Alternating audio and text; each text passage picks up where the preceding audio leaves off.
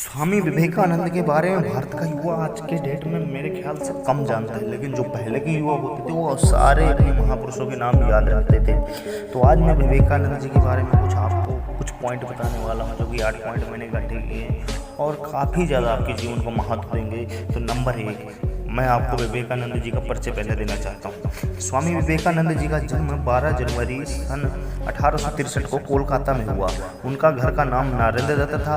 उनके पिता श्री विश्वनाथ दत्त का निधन 1884 में हो गया, जिसके चलते घर की आर्थिक दशा बहुत खराब चली थी। मात्र 39 वर्षों की उम्र में 4 जुलाई 1902 को स्वामी विवेकानंद जी का निधन हो गया।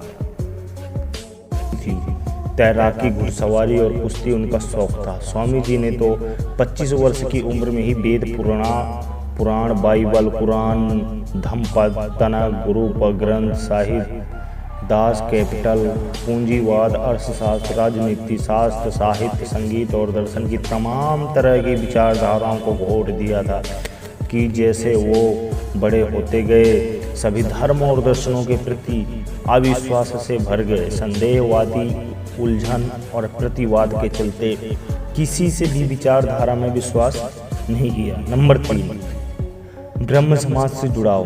नरेंद्र की बुद्धि बचपन से ही तीव्र थी, यानी हमारे जो स्वामी विवेकानंद जी थे उनका नाम नरेंद्र था। नरेंद्र की बुद्धि बचपन से ही तीव्र थी और परमात्मा को पाने की लालसा भी प्रबल थी। इस हेतु वे पहले ब्रह्मा समाज में गए, किंतु वहां उनके चित्त को संतोष नहीं हुआ। नंबर 4, रामकृष्ण परमहंस की शरण में। अपनी जिज्ञासाएं शांत करने के लिए ब्रह्म समाज के अलावा कई साधु संत के पास भटकने के बाद अंत में वो श्री रामकृष्ण परमहंस की शरण में गए। श्री रामकृष्ण परमहंस रहस्यमय व्यक्तित्व थे, उन्हें प्रभावित किया, जिससे उनका जीवन बदला गया। 1881 में श्री रामकृष्ण ने उन्हें अपना गुरु बनाया। संन्यास लेने के बाद इनका नाम विवेकानंद हुआ। श्री रामकृष्ण परमहंस की प्रशंसा सुनकर नरेंद्र उनके पास पहले तो तर्क करने के विचार से ही गए थे, किंतु परमहंस जी ने देखते ही पहचान लिया कि ये तो वही शिष्य है जिसका उन्हें कई दिनों से इंतजार था। परमहंस जी की कृपा से इनको आत्मा साक्षात्कार हुआ। फलस्वरूप नरेंद्र परमहंस जी के शिष्यों में प्रमुख हुए। नंबर 5, बुद्धि के पार है विवेक।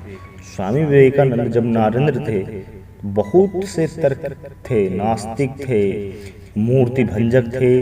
रामकृष्ण परमहंस ने उनसे कहा भी कि कब तक बुद्धिमान बनकर रहोगे, इस बुद्धि को गिरा दो, समर्पण भाव में आओ, तभी सत्य को साक्षात हो सकेगा, अन्यथा नहीं।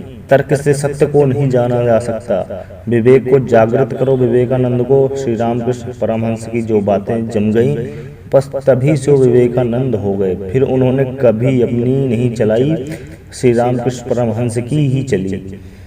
नंबर 6, देश भ्रमण।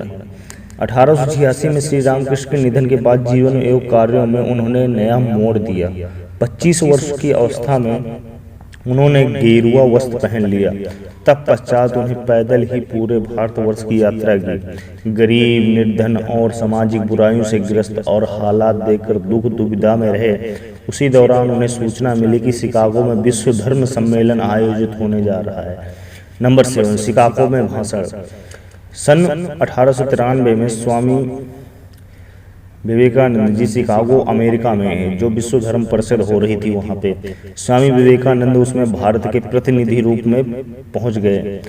यूरोप, अमेरिका के लोग उस समय पराधीन भारतवासियों को बहुत हीन दृष्टि से देखते थे, मतलब बहुत बुरी नज़र से देखते थे। एक तरह से समझा जाए कि गरीब है, ये है, वो है, इस नज़र से देखते थे। वहाँ लोगों ने बहुत प्रयत्न किया कि स्वामी विवेकानंद को सर्वधर्म परिषद में बोलने का समय ना मिले, लेकिन एक अमेरिकन प्रोफेसर के प्रयास से उन्हें थोड़ा समय मिला।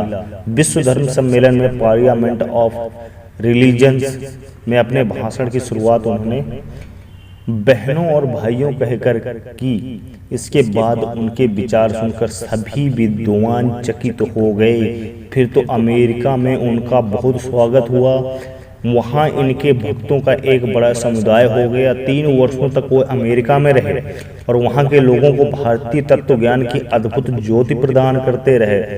आत्म ध्यान विद्या और भारतीय दर्शन के बिना विश्व अनाथ हो जाएगा, ये स्वामी विवेकानंद जी का दृढ़ विश्वास था। अमेरिका में उन्होंने श्री रामकृष्ण मिशन की अनेक शाखाएं स्थापित की।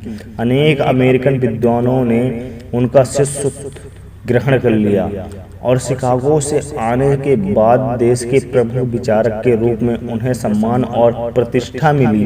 1899 उन्होंने पुनः पश्चिम जगत की यात्रा की तथा भारतीयों आध्यात्मिक का संदेश फैलाया। विदेशों में उन्होंने अनेक स्थान की यात्राएं की। नंबर 8 विवेकानंद जी का दर्शन। विवेकानंद पर वेदांत दर्शन, बुद्ध के अष्टांगिक मार्ग और गीता के कर्मवाद का गहरा प्रभाव पड़ा।